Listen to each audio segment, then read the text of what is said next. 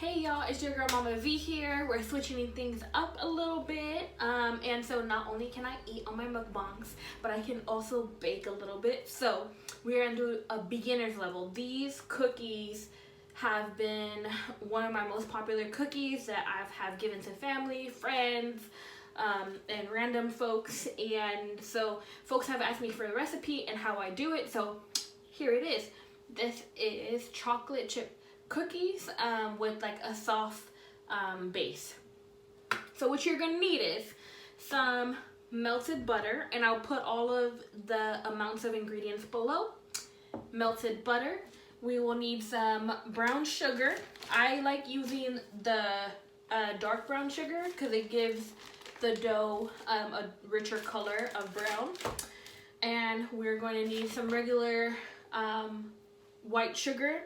We have some flour, some baking powder, some semi-sweet chocolate chips, some vanilla extract, and some eggs. So, all right, so here we go. And let me see here. So I got a couple of bowls here. So your first thing that you're gonna do is, I'm using about a normal glass mixing bowl. Right? And so I am going to do my brown sugar first. Brown sugar here, and there's no reason to have to use the sifter for the sugar because brown sugar is packed, so you actually don't want it to separate.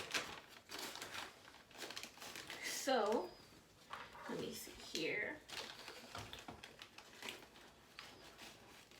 So get that nice and packed in. So I'm gonna do 2 cups of brown sugar. The measurement I have right now is half a cup, so I'm gonna need 4 scoops of these.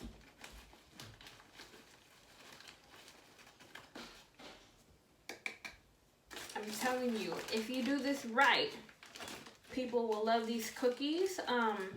It's like in the middle of being chewy and solid.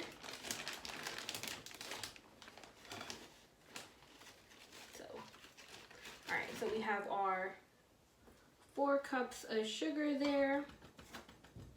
And as you guys can see, so I'm using this measurement right here. But you can see my butter is actually in your glass measurements. The reason why I use this is because it's just easier to scrape off of the top. Versus if you're using this for like solids and you have to pour in the sugar, you have to like look at it and then take it out if it's too much. So I just find the cups a lot more easier for my solids. The liquids, I definitely use this. All right, so then we are going to put your white sugar. So I'm just using regular granulated cane sugar. And for this one, I only put about a cup or a cup and a half. Because you don't want your base to be too sweet. So make sure y'all level that out.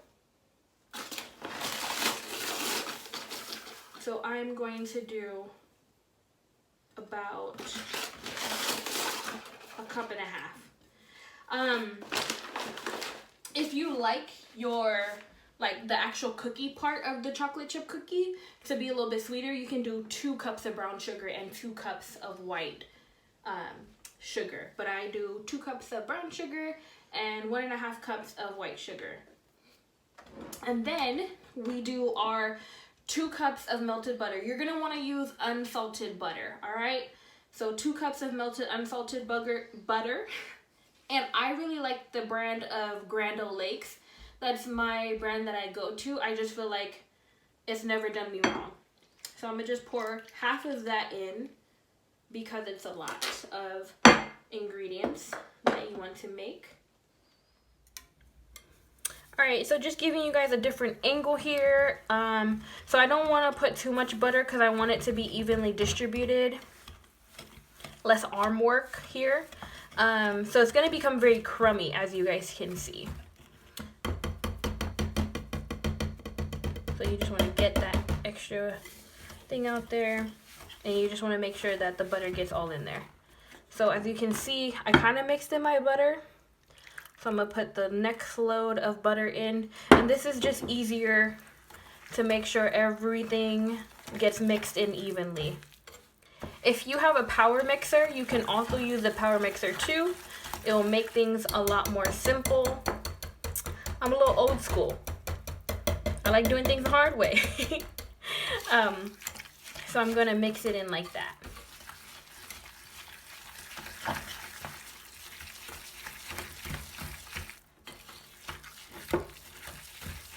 So you want to make sure too how I'm like scooping it up. The little indentation on the bottom of the bowl tends to hold some dry sugar there. So you just want to make sure everything's in there. So you can see I did it about 3 different scoops. Get all the butter in there.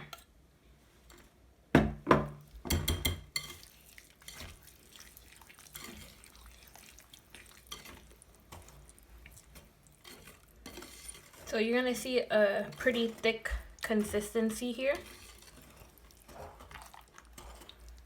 And again, you want to scoop that up so the butter gets to the bottom, and you don't want the butter to just sit on the top. As you can see, there's a ring there. We want to get rid of that butter ring. So I would say a good 5 to 8 minutes maybe of stirring, and you'll be good to go. See how I'm kind of those pockets that are coming to the side? I'm gonna just whisk it right there to make sure it gets in, because you want to get that all good and in. All right, so I think we're good now. All right, y'all, so I'm done mixing the brown sugar. As y'all can see, y'all saw the close-up angle too. I'm gonna go ahead and set this aside. All right, so this is what we're gonna do next. I got another smaller bowl, and rule in baking is you wanna mix your wet ingredients separately and then mix your dry ingredients. So we still have some wet ingredients. I have 4 eggs, regular old eggs. I am going to crack them and put them in this bowl.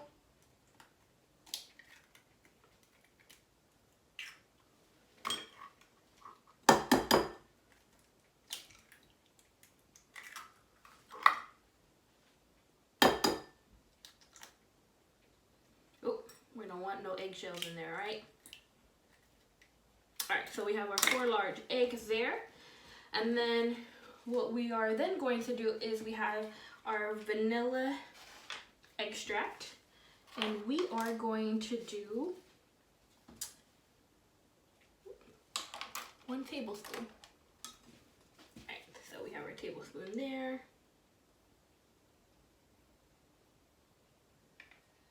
All right.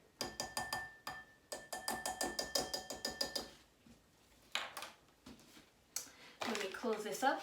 Vanilla and baking powder are hard to find during COVID, so I don't want to spill any of this. So I'm gonna just take the same whisk from the brown sugar, and I'm gonna use it to whisk the eggs and the vanilla. All right. So I am just going to whisk it real quick to break that yolk in with the vanilla.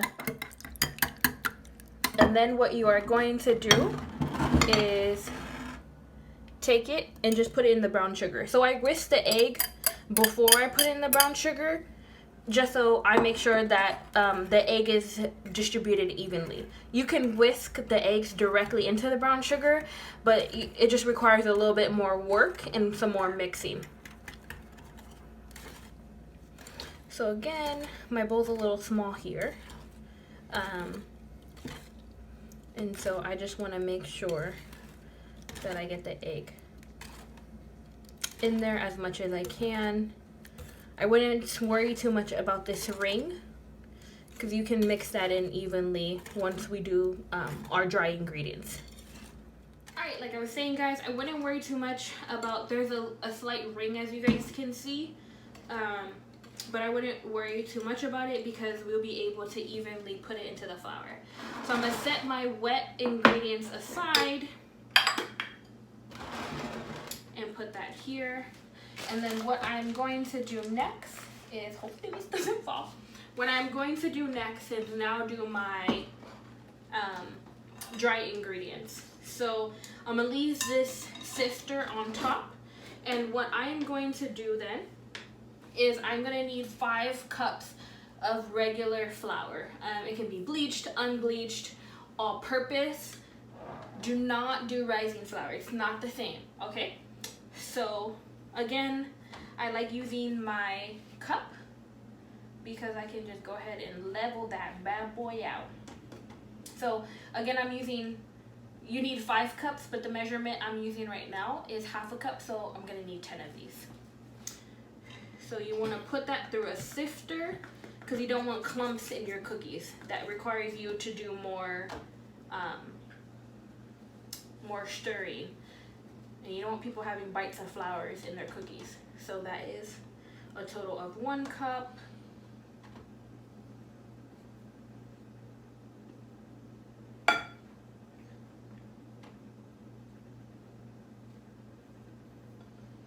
Two cups. A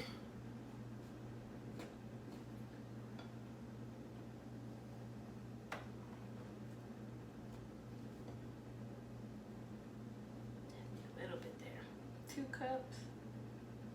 That is a total of 3 cups right there.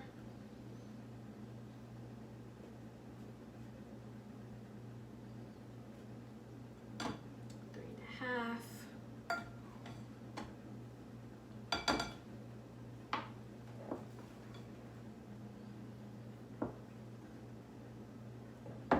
That's 4 cups. All right. And then our last cup here. So I want to try to be careful. I don't want it to go over the sieve. I would say this, if you like baking, the sifter is like a must-have. Even if you're doing like your cake boxes, it's always good to have this, even though it doesn't say in the instructions to sieve it through, so you don't have those big clumps, and it makes it easier. So then our next our dry ingredient is our baking powder. So this is gonna help us fluff up our cookies. So let's see. So we are going to do 2 teaspoons of baking powder, and we're gonna just sift that on through too. So I'm gonna just put it on the side.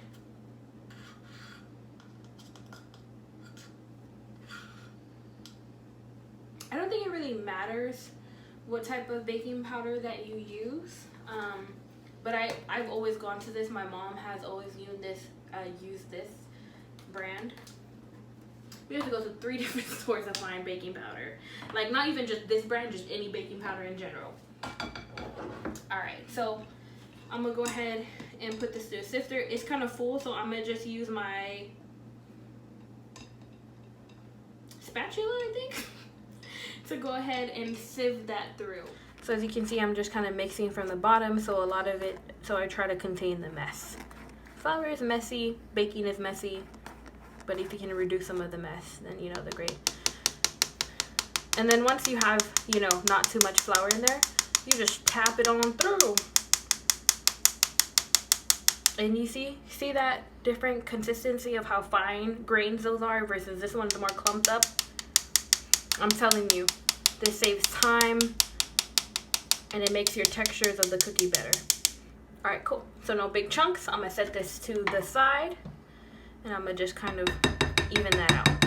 All right, y'all. So remember, we have our wet ingredients here, our dry ingredients here. What I am going to do is we're gonna slowly pour your butter and sugar and eggs into the wet. But again, you don't want to do it all at once because it makes it harder to mix and you might get those pockets of flour. So you want to do it in bits. All right, so I did about 1/3 of that in there. And then I'm gonna mix it in. As you guys can see how fine and soft that flour looks? That is the importance of the sifter. Do not skip that step. I've done it in my past and it's hard. And it's hard to mix. All right, so it's a little crummy there. As you can see, our dough is slowly forming. I'm gonna put another 1/3 of my wet mixture into here. Just wipe that off a little bit.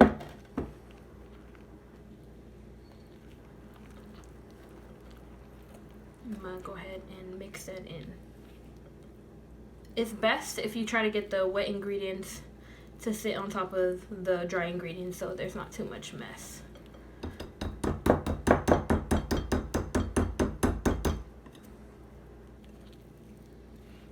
And I want you guys to see the close-up, because if you're new to baking, you start panicking. You're like, oh, is this gonna actually turn into dough? It does. You just gotta put some elbow grease in it.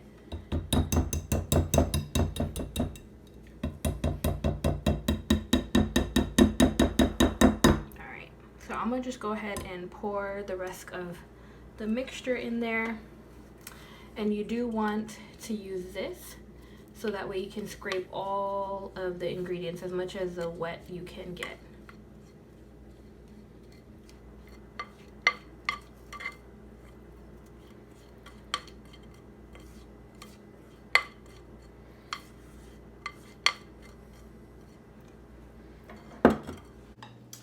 All right, y'all. So I'm just mixing in the butter, the brown sugar, the white sugar, the eggs into my flour mixture.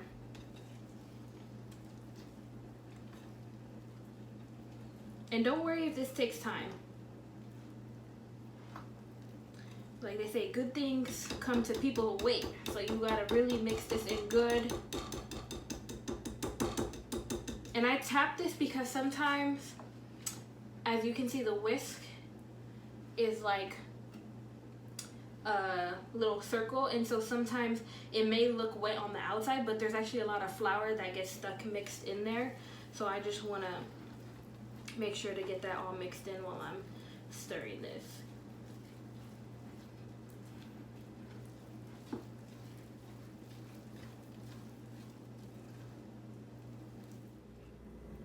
All right, so I want to give you guys a close-up, because if you guys look at this is exactly what I'm talking about. See this whole pocket?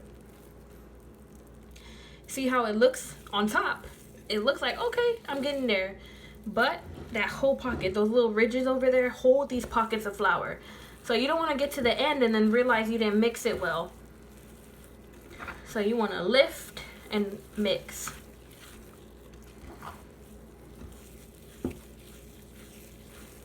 And you can see here that the consistency is getting dough-like. So this is pretty much the consistency that you want. Minus, right, I'm gonna make some more of the flour. And what I like to do is, once I really feel like I'm getting to the end of this mixing, take this, scrape the sides of the bowl. And you just wanna help that lift. Make sure none of that pockets of flour get in there, because you're gonna be so mad you got to the end and realize you left some flour there. Nobody wants flour cookies. Chocolate chip cookies, huh? See all that? There's still a pocket. I can see a pocket of flour, as you guys can see right here.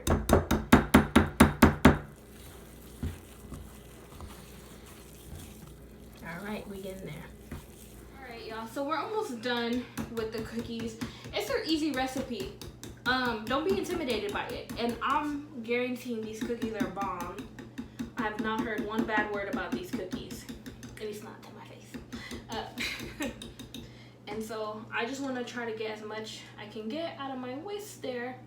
And I always do this, so if I'm cooking for like the family, like my own household, I won't use gloves or protection on my hands. But if I am and I don't have what is that called? Like the food serving gloves, what I do is I always do this when I'm baking for somebody else. I don't care if your hands are washed, no matter how many times your hands are washed, things can get under your nails. It's just not sanitary. So I put my hand in the plastic bag, and what I do is I knead this. All right? So because you want to make sure everything is fully mixed in there. So the whisk might not do it. So as you guys can see, I wouldn't have caught that little bit of flour with the whisk. And I just make sure to knead this. And that way it turns, as you guys can see, like with my hand smoothing it out, it turns away from that crummy look into that smooth, doughy look.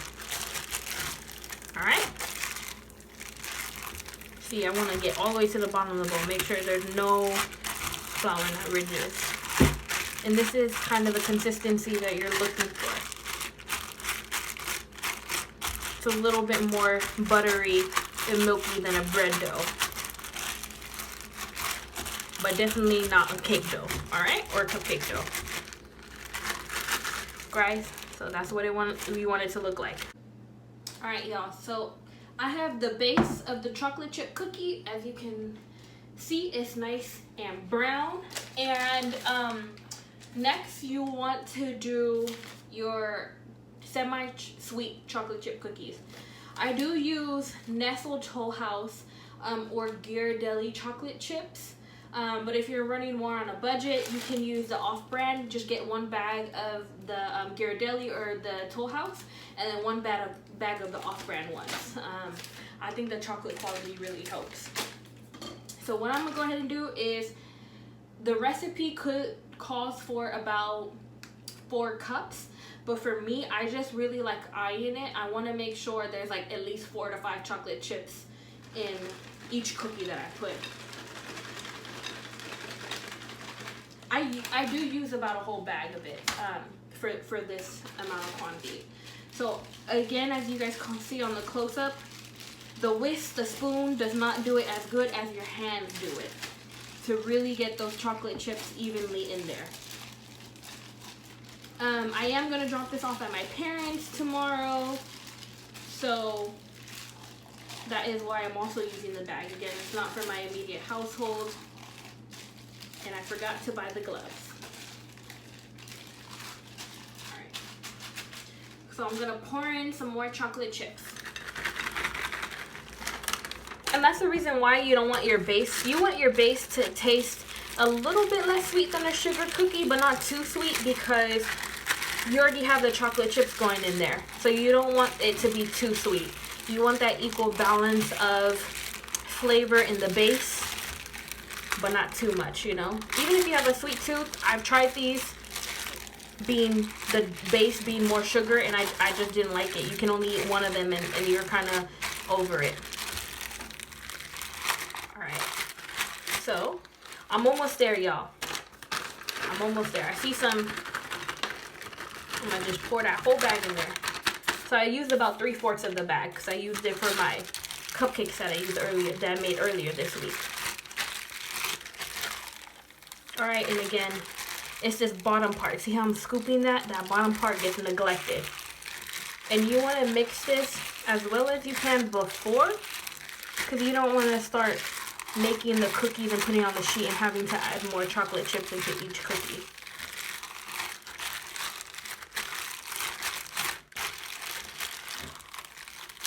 Alright, y'all, I am satisfied. Every little area, like a 1-inch square, has a chocolate chip in there. So this is what it's gonna look like. Alright, y'all, so this is what we're looking at. Perfect chocolate chip cookie dough.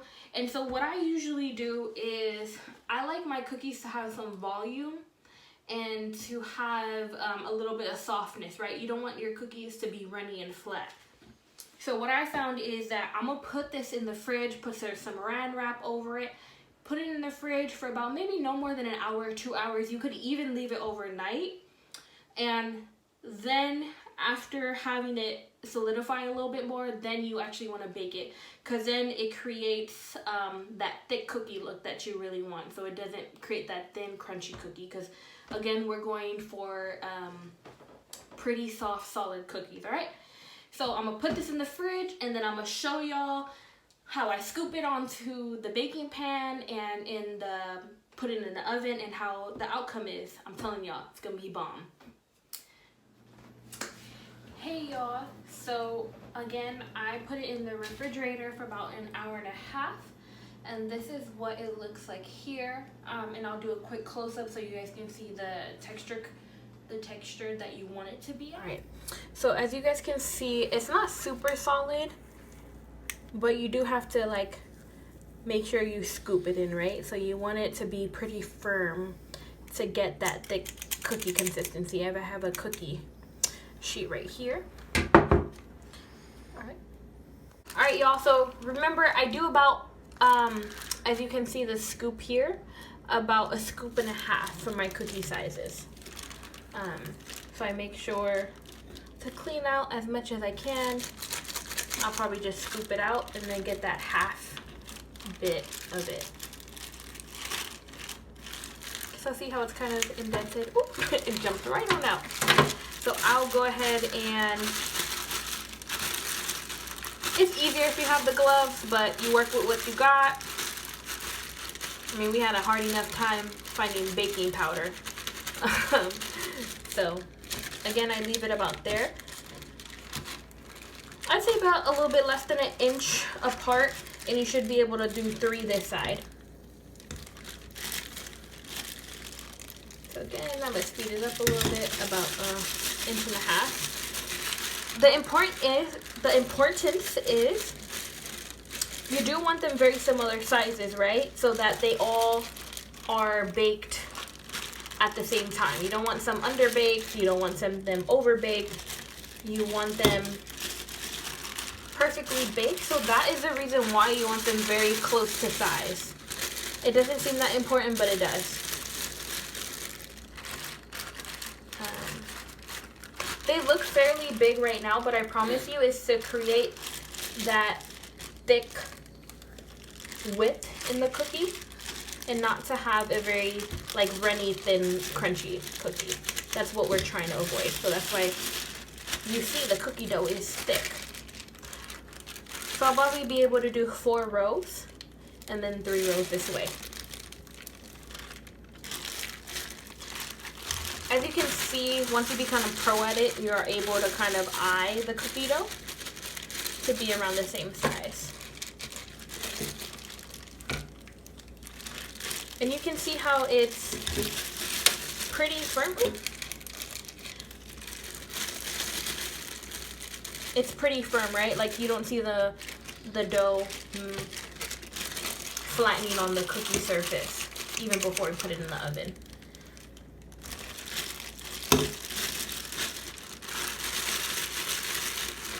I've tried many recipes of chocolate chip cookies, and this is by far my most favorite one.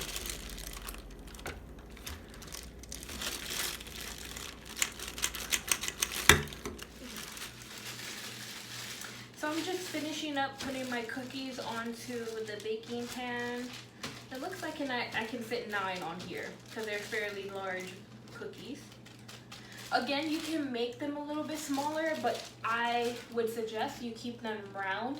You do not want to flatten it because then you have a flat cookie. So let it do its natural melting in the oven. So I usually, I will pop these in the oven at 350, and I will put them in from between 10 to 12 minutes. Depending on how strong your heat is in the oven. I would say when we pop them in, I am going to take them out about a minute before they're actually fully prepared.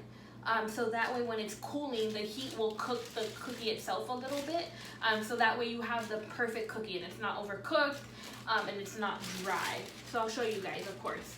And then usually what I do is when I pop in these cookies, I'll have another bowl and I'll just make a bunch of circles in the cookie dough and put them in that bowl. So that way I put them back in the fridge while these cookies are baking so they don't melt because they do have butter in them. And that way once I take these off, I will just put the pre-circled cookies on there and it's a quicker process. So I will pop these in this oven, guys, and then I'll go ahead and show you guys what the outcome it is. Alright, y'all. The cookies are ready and I wanted to show you how it goes. I had to tie my hair up. It was getting hot because of the oven. And so one thing before I show you the cooked cookies is, this is what I was talking about earlier. So while these first batches, I just make the circles, I'll pop them in the fridge, pop them out when it's ready for the next load. Alright, so let me show you guys what these cookies look like.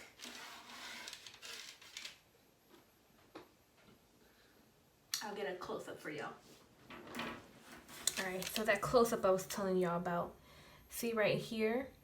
See how thick that cookie is on the side? That's what gives us that little bit of chewiness. And these are, I would say 30, so I put them in exactly for 13 minutes. So as you can see, it came out clean. They're about 30 seconds from being perfect. I take them out a little bit earlier because one, it's still generating heat because it just came out the oven. So the heat within itself, it's gonna cook the dough fully. And I would remove them immediately after you take them out of the oven because you don't want them to overcook. So this is a cooling rack that's gonna let them cool down from the bottom up and the top. And see this, as you can see, they came out as full balls like this. See how those are circular balls? And I didn't flatten them out. And then as you can see here on the cookies, it melts a little bit in the oven. So it creates that good, perfect cookie. I only need to also check one or two of them, do the stick test to see if it comes out clean. Again, because if they're the same size, they're gonna cook at the exact same rate. And I'm gonna show you guys me just putting a little bit more on the cooking tray. So all right, there are my cool down cookies. And then here is my cooking tray. I honestly don't change out the parchment paper unless I see some browning on the edges. So literally it turns brown on the edges. I reuse them. It looks like a clean cookie sheet.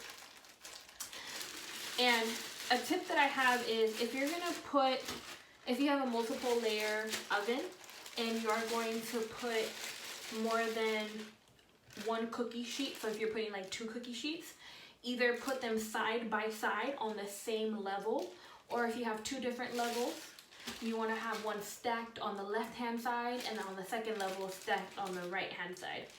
And the reason why you don't want them on different levels on top of each other is because you have to think about it. The heat rises from the bottom, so it's hitting the first pan, but it has to hit the second pan and then go through that pan to the first pan to cook the top cookies. And so for me, I found that sometimes they don't cook evenly if I put them right on top of each other. So I would say either put one at a time or stack them one on the left, one on the right if you're using 2 different levels.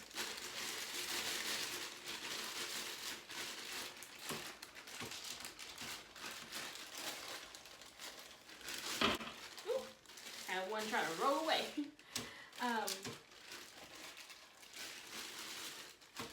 So I'm going to put these on and I'm going to cook the rest of the cookies. And don't forget to put your dough. It is important to put your dough in the fridge when you're not using it. I've left it out where it got all melty, and the chocolate chips started to melt into the dough, so it wasn't like full chocolate chips and it became like this marble effect. So it's not marble cookies, they're chocolate chip cookies.